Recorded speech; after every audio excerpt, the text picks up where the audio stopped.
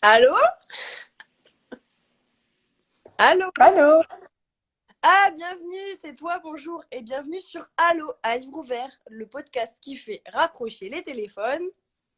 Et décrocher les livres des bibliothèques. Allô, Salam c'est un podcast.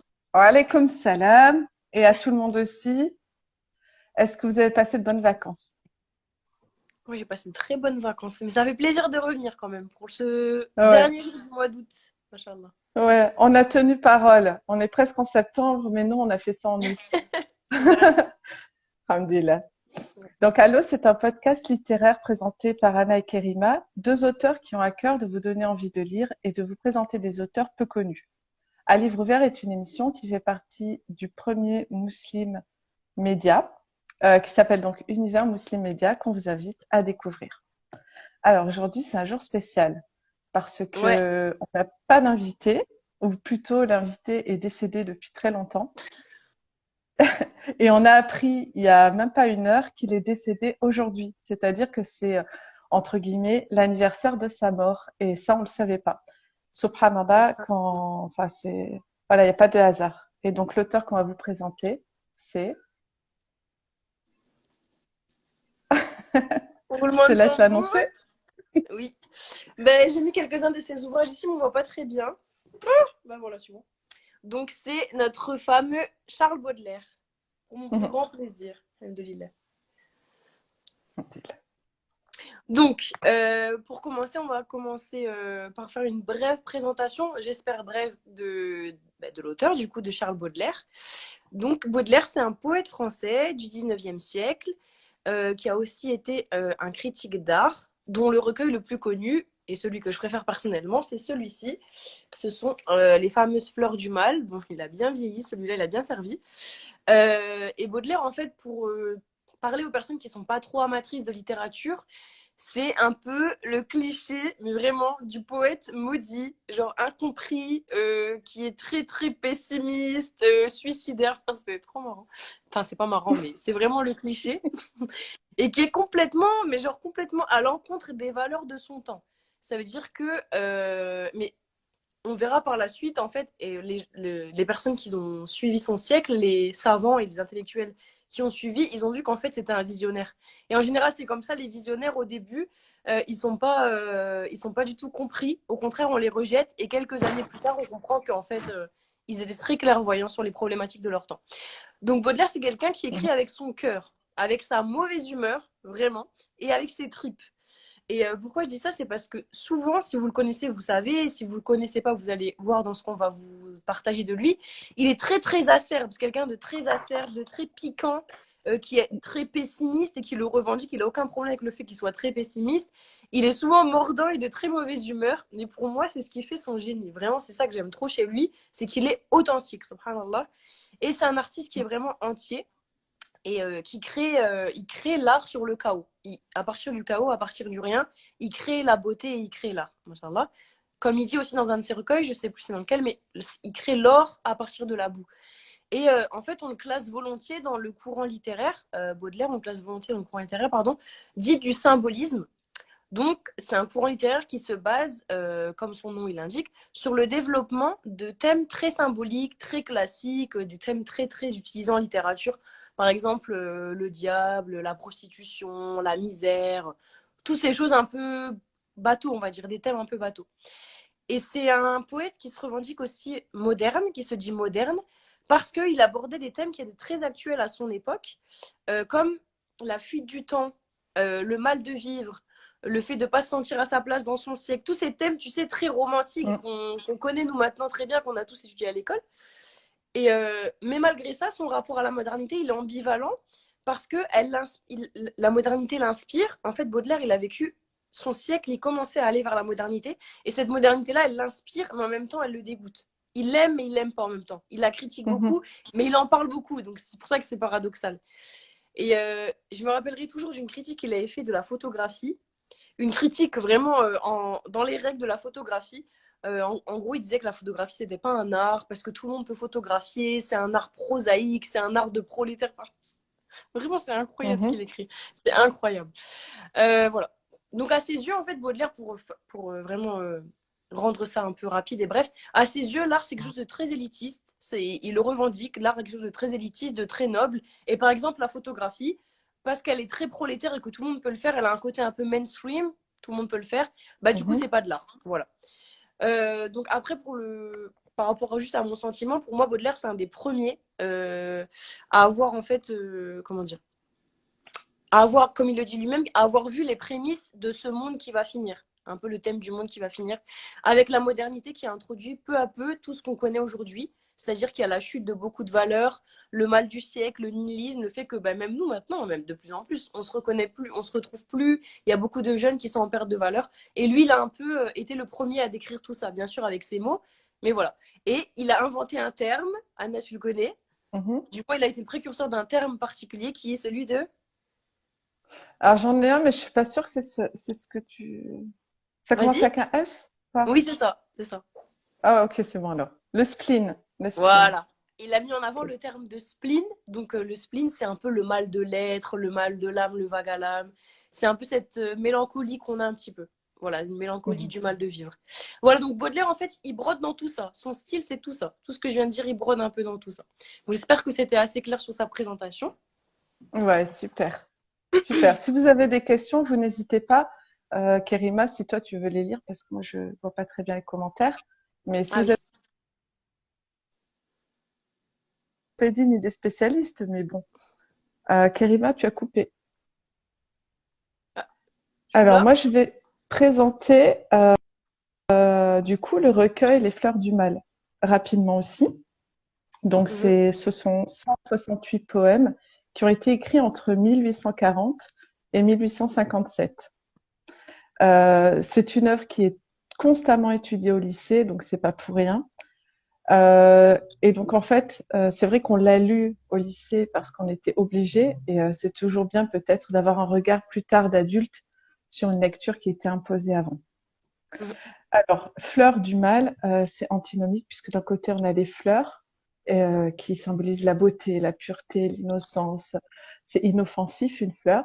Et de l'autre, on a le mal. Donc c'est vraiment deux mots qu'on ne mettrait pas ensemble.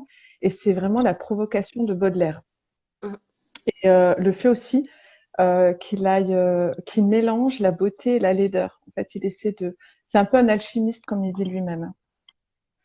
Mhm. En même temps, il nous fait nous poser des questions, même s'il n'y a pas de réponse. Mais pourquoi, par exemple, une fleur serait associée au bien? Mhm. Et donc, d'où le titre, en fait. Pourquoi est-ce qu'une fleur, ce serait pas le mal? Et pourquoi dans le mal, il n'y aurait pas des fleurs? En fait, Mhm. c'est beaucoup de questions auxquelles il n'y a pas vraiment de réponse, forcément. Mais donc, tu en as parlé un petit peu. Dans le recueil, il y a plusieurs thèmes. Donc, il y a le thème de l'amour, déjà. Il Ouais. avait trois muses et il faut savoir que Baudelaire, il est assez misogyne et pardon, il est décédé. Il y avait une espèce d'attraction, répulsion pour la femme. Il était assez ambivalent vis-à-vis de la femme. On a aussi le thème du voyage. Donc Baudelaire n'appréciait pas l'ici et le maintenant. Il imaginait toujours un monde meilleur ailleurs, dans le passé, dans le futur. L'alchimie, ça c'est un autre thème. Comme tu disais tout à l'heure, dans un vers, il a dit j'ai pétri de la boue et j'en ai fait de l'or. Mhm. Et pour lui, voilà, pour lui, le poète est un alchimiste qui transforme la laideur en beauté à travers les mots. Alors le spleen, je n'y reviens pas puisque tu en as parlé. C'est vraiment le grand thème lié à Baudelaire. Et Ouais. spleen, ça vient de l'anglais qui veut dire rate. Et la rate, c'est ce qui fabrique la bile noire, en tout cas dans les humeurs grecques. Mhm. Et Aristote déjà parlait de la mélancolie. Et donc Baudelaire, on va dire, a suivi un peu les traces d'Aristote. Tu veux dire ça avec la théorie des humeurs, etc. Oui, oui, Ok. oui, oui, tout à fait.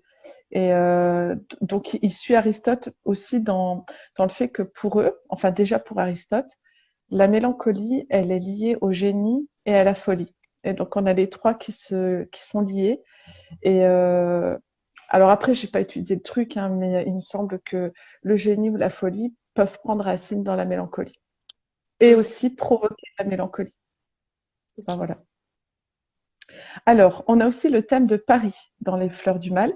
parce Ouais, que Baudelaire est un poète moderne, pas post-moderne, moderne. Et alors que tous les poètes, comme Lamartine par exemple, font l'éloge de la nature, de la beauté de la nature, Baudelaire en fait trouve de la beauté dans les villes et ouais, célèbre donc la ville, l'artifice aussi. Pour lui, il préfère l'artifice au naturel. On a le thème beaucoup aussi de la maladie et de la mort, et justement, tu vas nous en parler après, Kerima. ouais. Il arrive à trouver de la beauté dans la maladie et dans la mort. Et ensuite, voilà, c'est les plus grands thèmes, on va dire. Aussi des thèmes un peu comme la prostitution. Voilà, il y a des thèmes un petit peu qu'on pourrait dire amoral. Ouais, ils se Alors, rejoignent tous. ouais, je sais que par rapport à la beauté dans la mort, tu voulais nous lire un poème. Ah oui, ouais. Donc oui, exactement. Donc c'est le poème Danse qui s'appelle Danse macabre, bah, donc toujours dans les fleurs du mal. Et alors attendez, voilà.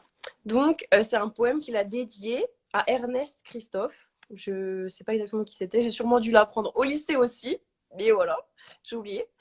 Et donc du coup, bah, je vais vous le lire. Donc fier autant qu'un vivant de sa noble stature, avec son gros bouquet, son mouchoir et ses gants, elle a la nonchalance et la désinvolture d'une coquette maigre aux airs extravagants. Vit-on jamais au bal une taille plus mince, sa robe exagérée en sa royale ampleur, s'écroule abondamment sur un pied sec que pince, un soulier pomponné, joli comme une fleur. La ruche qui se joue au bord des clavicules, comme un ruisseau lascif qui se frotte au rocher, défend pudiquement des lazzi ridicules les funèbres appâts qu'elle tient à cacher. Ses yeux profonds sont faits de vide et de ténèbres, et son crâne de fleurs artistement coiffées. Aussi mollement sur ses frêles vertèbres, au charme d'un néant follement attifé. Aucuns t'appelleront une caricature qui ne comprenne pas, à moins ivre de chair, l'élégance sans nom de l'humaine armature. Tu réponds, grand squelette, à mon goût le plus cher. Viens-tu troubler avec ta puissante grimace la fête de la vie, ou quelque vieux désir, éperonnant encore ta vivante carcasse, te pousse-t-il crédule au sabbat du plaisir? Au chant des violons, aux flammes des bougies, espères-tu chasser ton cauchemar moqueur, et viens-tu demander au torrent des orgies de rafraîchir l'enfer allumé dans ton cœur? Inépuisable puits de sottises et de fautes, de l'antique douleur éternelle alambic, à travers le treillis recourbé de tes côtes, je vois errant encore l'insatiable aspic. Pour dire vrai, je crains que ta coquetterie ne trouve pas un prix digne de ses efforts. Qui de ces cœurs mortels entend la raillerie? Les charmes de l'horreur n'enivrent que l'effort. Le gouffre de tes yeux, plein d'horribles pensées, exhale le vertige, et les danseurs prudents ne contempleront pas sans d'amères nausées le sourire éternel de tes 32 dents. Pourtant, qui n'a serré dans ses bras un squelette, et qui ne s'est nourri des choses du tombeau? Qu'importe le parfum, l'habit ou la toilette, qui fait le dégoûter montre qu'il se croit beau. Bayadère sans nez, irrésistible gouge, dis donc à ces danseurs qui font les offusqués, fiers mignons, malgré l'art des poudres et du rouge, vous sentez tous la mort. Au squelette musqué, antinou flétri, dandy à face glabre, cadavre vernissé, lovelace chenu, le branle universel de la danse macabre vous entraîne en des lieux qui ne sont pas connus. Des quais froids de la Seine au bord brûlant du Gange, le troupeau mortel saute et se pâme, sans voir dans un trou du plafond la trompette de l'ange, sinistrement béante ainsi qu'un tromblon noir. En tout climat, sous tout soleil, la mort t'admire, en tes contorsions risible l'humanité, et souvent comme toi, se parfumant de myrrhe, mêle son ironie à ton insanité. C'était le Mm. magnifique poème Danse macabre. Ouais, Que dire? que dire? Anna, est-ce que tu peux me donner ton avis très rapidement? Je sais qu'on n'a pas beaucoup de temps, mais parce que vraiment, j'ai envie d'avoir ton avis à chaud. Alors vraiment à chaud parce que du coup, j'ai pas du tout Oui, réfléchi. oui, à chaud, c'est pas Tu grave. m'en veux pas? Non. Ok, ok. Vraiment à chaud, bah déjà, c'est comme faire du mal. On a danse macabre. Est-ce qu'on associe la danse à la mort? Donc en fait, moi euh, je vois un bal avec un squelette et en fait, le squelette, comment dire, c'est pas du tout l'attribut de la beauté puisque toute la chair a été retirée. Et dans le plaisir de la vue, ben, on a un corps, on a une chair, on a un aspect. Et à Mhm. partir du moment où tu enlèves toute cette chair, tu te retrouves avec un squelette et là, sans identité. Puisque, bah, par exemple, un squelette de dinosaure, euh, on imagine quel a été son visage, quel a été l'aspect de son nez, etc. Mais on Mhm. n'en sait rien parce qu'on n'a qu'un squelette. Et donc, voilà, ça représenterait pour moi ce squelette la mort, peut-être la femme dans son ensemble, je sais pas. Et voilà un petit peu ce que ça m'inspire rapidement. Est-ce que rapidement, t'aimes bien ou pas? Oui, mais après, je pense que c'est un poème qu'il faut lire plusieurs fois, comme la plupart des poèmes. Ouais, Surtout les exactement. poèmes, parce que moi j'écris de la poésie avec des mots, on va dire, de la langue française courante, un langage assez simple, du coup compréhensible rapidement. Mais les grands poètes écrivaient avec des termes un peu, peut-être qu'on ne connaît plus vraiment, du vocabulaire qu'on connaît moins, et ce sont des poètes qui ont une, comment dire, une éloquence admirable en fait, et ça demande parfois de le relire, je Oui, et pense. même des fois avec le dictionnaire, parce que c'est des mots qui sont plus visités malheureusement. Enfin, Ouais, au c'est ça. fond, malheureusement. Mm. Ok. Ben, c'était voilà, c'était donc c'était Danse macabre. Et ce poème, Et alors toi, du pourquoi tu coup, ouais, l'as je vais choisi? donner mon avis dessus. Bah, si je l'ai choisi, c'est pour beaucoup de raisons, mais je vais essayer d'être encore une fois concise. Parce que quand on parle. Après, on nous demande de faire des 30 minutes, mais on parle de Baudelaire en même temps. Tu vois ce que je dis? C'est pas logique en fait. Et puis, Non. ouais, on va le célébrer aujourd'hui, on va lui accorder plus de En plus temps. c'est l'anniversaire de sa mort. Bon, non, on va essayer, Inch'Allah. Ouais. Ben moi, j'ai choisi ce poème là quand on a décidé de faire cette émission parce que lorsque je l'ai découvert au lycée, c'est le poème que j'ai le plus aimé ouais, je pense, de tout le recueil. Mais il y a aussi une question de, personnellement, je l'ai beaucoup aimé parce que ça faisait référence, lorsque je l'ai découvert du moins, à une période de ma vie où j'étais un peu dans tout ce qu'on appelle les troubles du comportement alimentaire. Je ne vais pas développer sur ça, hein, c'est pas le sujet. Mhm. Mais du coup, c'est vrai que j'avais moi aussi un peu cette idolâtrerie un peu malsaine de la maigreur, etc. Et c'est vrai que quand j'ai lu ce poème, je me suis dit, ah, mais en fait, c'est très malsain. Maintenant, je me rends compte, hein, je suis guérie, Mhm. alhamdoulilah. Mais je me Bien. disais, en fait, c'est un éloge de la maigreur. Et je trouvais ça vraiment bien dit. Je trouvais ça très beau, en fait, c'était bien formulé. Et en fait, au-delà de ça, c'est plus ce que je pense à l'heure actuelle, mais au-delà de ça, je trouve qu'il a c'est un peu un condensé de génie ce poème parce qu'au premier abord, on voit que c'est un éloge du coup de la maigreur, etc. Mais quand on le relit, comme tu l'as bien dit, eh ben, en fait, on se rend compte que c'est pas un éloge de la maigreur. En fait, la maigreur, elle symbolise quoi? Elle symbolise la mort. Elle symbolise simplement Mhm. en général le squelette, etc. Tout cet imaginaire-là, ça symbolise la mort. Et en fait, à travers Danse macabre, ce qui est à relever, c'est que Baudelaire, il nous fait, en seconde lecture, quand on se concentre un peu plus, il nous fait prendre conscience que la mort, elle est là et qu'elle va arriver. Mhm. Et que, en fait, les personnes qui, quand il dit risible l'humanité, il se moque un peu des êtres humains qui, Mhm. comment dire, c'est pour ça qu'après, on va voir que ça nous concerne beaucoup en tant que musulmans, c'est qu'ils se moquent un peu des êtres humains qui misent tout sur cette vie-là et qui pensent qu'ils vont vivre éternellement, alors que ce sont des, comme il le dit, des anti-nous flétris, ce sont des, voilà, c'est des dandys un peu, voilà, un peu ringards, etc. Parce qu'on va tous mourir. Ouais. Et c'est le thème en fait assez récurrent en littérature du memento mori, tu connais? Non. Mais en fait, memento mori, c'est juste du latin, c'est un peu pédant, mais c'est juste pour dire, souviens-toi de la mort. Et c'est un thème, Ah, ben oui. Mhm. ouais, c'est un thème qui est assez récurrent en littérature. Voilà, le fait de toujours, dans son art, dans ses poèmes, dans ses écrits, se rappeler en fait, et rappeler du coup au lecteur que voilà, dans un angle du plafond, comme il le dit dans son poème, elle est là et l'ange de la mort nous regarde et il viendra tous nous chercher. Bon, c'est un petit peu pas très gai, mais Euh, mais en tout cas, c'est surtout vrai, même si c'est ouais. pas gay. Je pense qu'on peut pas toujours être gay, donc Oui, faut bien surtout sûr. être vrai. Mm. Mais du coup, c'est bien parce que ça nous fait un rappel en même temps. À nous musulmans. Complètement. Ouais, Un parce rappel. que j'ai vu cette espèce de bal masqué en fait, où les gens finalement jouent, et alors que la mort, elle rôde parmi eux. Si ce squelette représente la mort, elle est là et elle rôde parmi eux. Et puis finalement, il est le seul à la voir, parce qu'il est le seul à garder la conscience de la mort, peut-être. Mm. Et du coup, ça en dit beaucoup c'est ça, sur le rôle de l'artiste qui, lui, il voit au-delà de la première apparence. En apparence, c'est des gens qui dansent, mais en fait, lui, il voit avec ce squelette que la mort, elle est toujours là. Et c'est un peu, en général, le point fort de l'artiste, c'est qu'il voit, il a une autre vue, il a un autre angle de vue que le commun des mortels. Donc, voilà.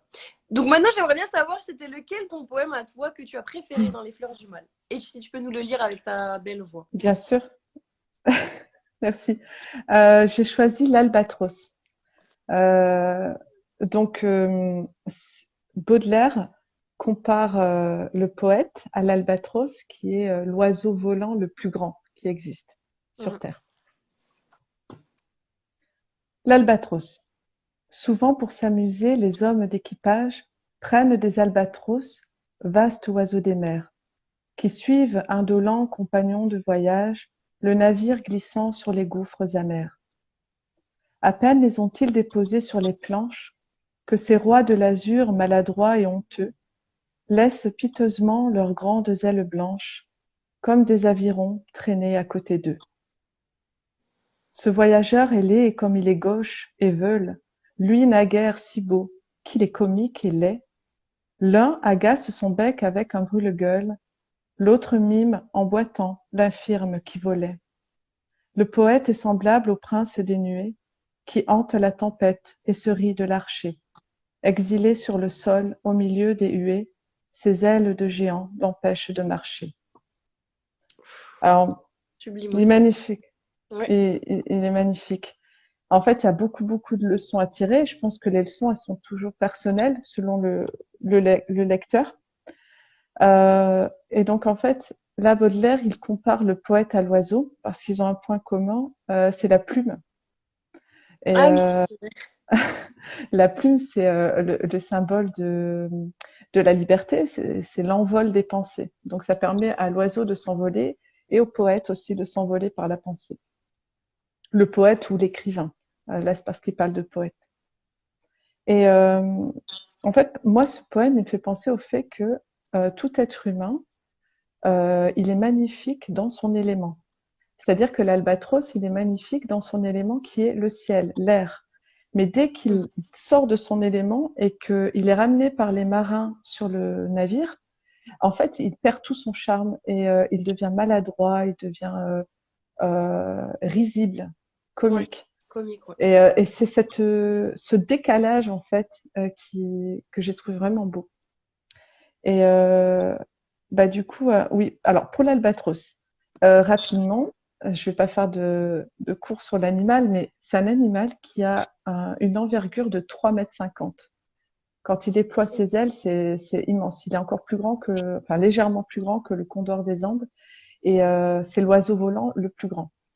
Ouais. Et il a cette capacité de voler pendant des milliers de kilomètres sans jamais s'arrêter, sans jamais se poser. Vraiment bien. Parce que il utilise les courants d'air en fait et l'air chaud pour avancer. Mhm. Ouais, subhanallah.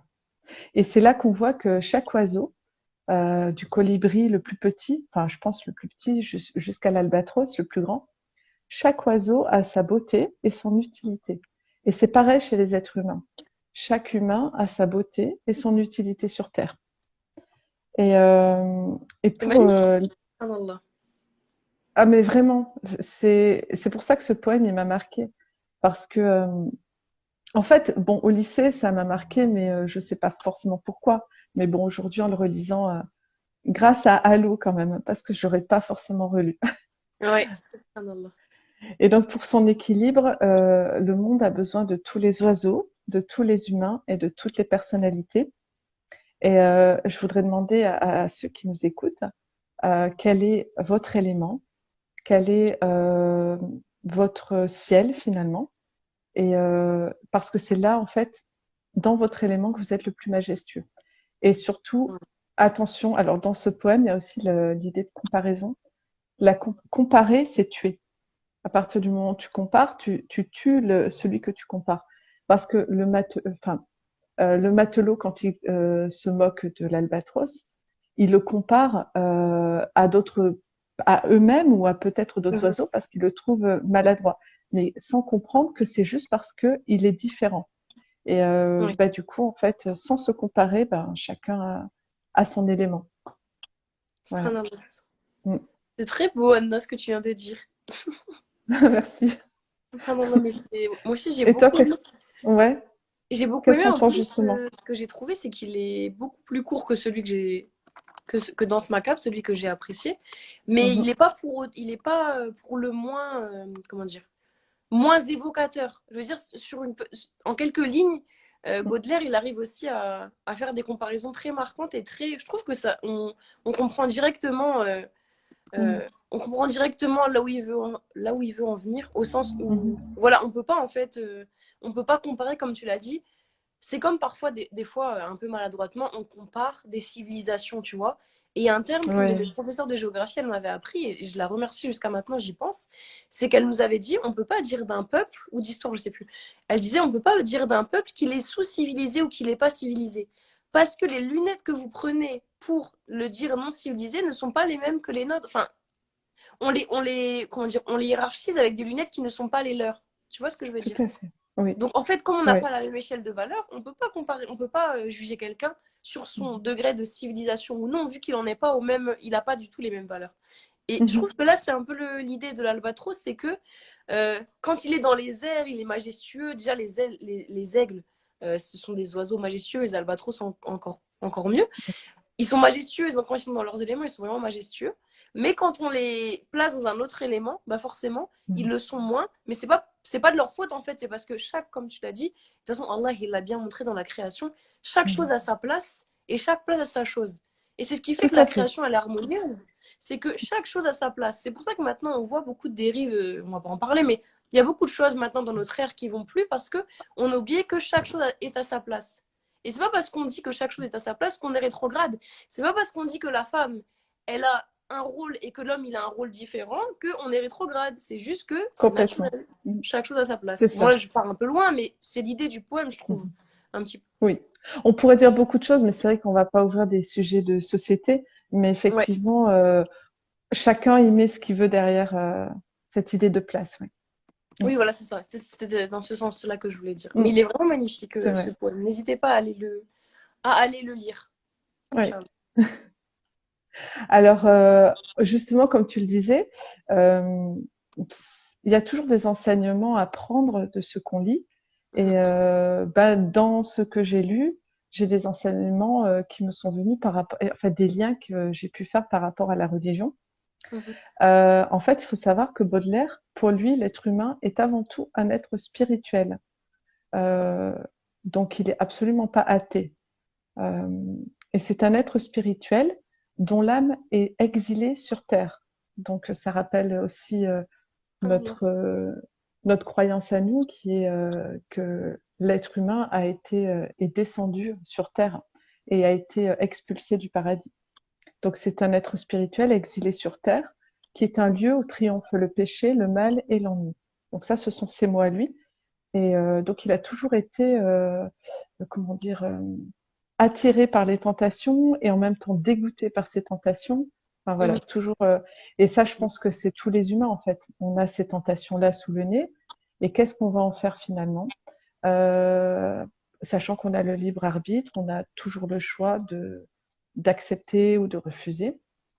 Et pour lui, donc pour Baudelaire, l'être humain, il est déchiré entre deux mouvements, on va dire, Mhm. entre l'aspiration vers le bien et vers le ciel et la tentation pour le mal et vers l'enfer.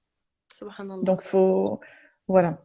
Et c'est vrai qu'on a toujours ce double mouvement vers le haut et vers le bas. Voilà. Et alors, je ne connais pas exactement le hadith, mais c'est vrai que nous, en fait aussi, dans l'islam, on a le fait que chaque personne est tentée et que chaque personne essaie d'y résister comme il peut et de son mieux. Mhm. Et que le meilleur des humains, le meilleur des hommes, c'est pas celui qui ne tombe jamais dans la tentation, c'est pas celui qui ne fait jamais de mal, mais le meilleur, c'est celui qui fait le mal, le reconnaît, sait le reconnaître et sait demander pardon. Voilà un petit C'est peu ce que m'a inspiré. Mm. le lien entre Baudelaire et ce qu'on peut tirer comme enseignement par rapport à notre religion. Mais c'est vrai que, barakallahu fik, parce que tu m'as rappelé que dans ses Ainsi que poèmes, j'avais oublié, mais il parle souvent des thèmes de péché, de... Tu sais, c'est vrai, hein, il parle souvent de le ça, alors diable. que Ouais. le diable, le péché, alors qu'on pourrait se Mm. dire c'est quelqu'un de moderne, donc c'est quelqu'un d'athée, mais en fait Mhm. non. Mm. On sent qu'il y a un soubassement, encore une fois, Mm. religieux. Subhanallah. Mais c'est vrai qu'il était perdu entre tout ça. On sent quand même qu'il aurait aimé pouvoir s'élever et qu'il était toujours amené vers le bas. Et on sent beaucoup de souffrance par rapport à ça. Et puis après, ses choix, voilà, sont ses choix. Mais c'est ce mouvement-là qui est universel. C'est-à-dire que tous les humains, peu importe notre religion, on a toujours ce double mouvement, en fait. Cette double attraction. C'est ça. Parce qu'on a, c'est une double attraction parce qu'on a, dans notre personnalité, on a une double personnalité sans être schizophrène, mais on a l'aspiration vers le haut et toujours la Mhm. bestialité vers le bas. C'est ça qui fait C'est ça. l'ambivalence de l'être humain, en fait, en quelque sorte. Mhm. Et moi, par rapport à ce que j'ai trouvé de rapport avec notre religion, c'est que, par exemple, si on parle là de Danse macabre, parce que c'est le poème que j'ai lu, que j'ai apprécié, Mhm. le lien avec l'islam et la religion de façon générale, il est assez aisé, pardon, ce lien, parce qu'on voit d'emblée, donc du coup déjà dans le thème de Memento Mori, l'importance du rappel de la mort, qui est aussi présent dans l'islam. Le prophète sallam, il dit, rappelez-vous de celle qui coupe tous les plaisirs.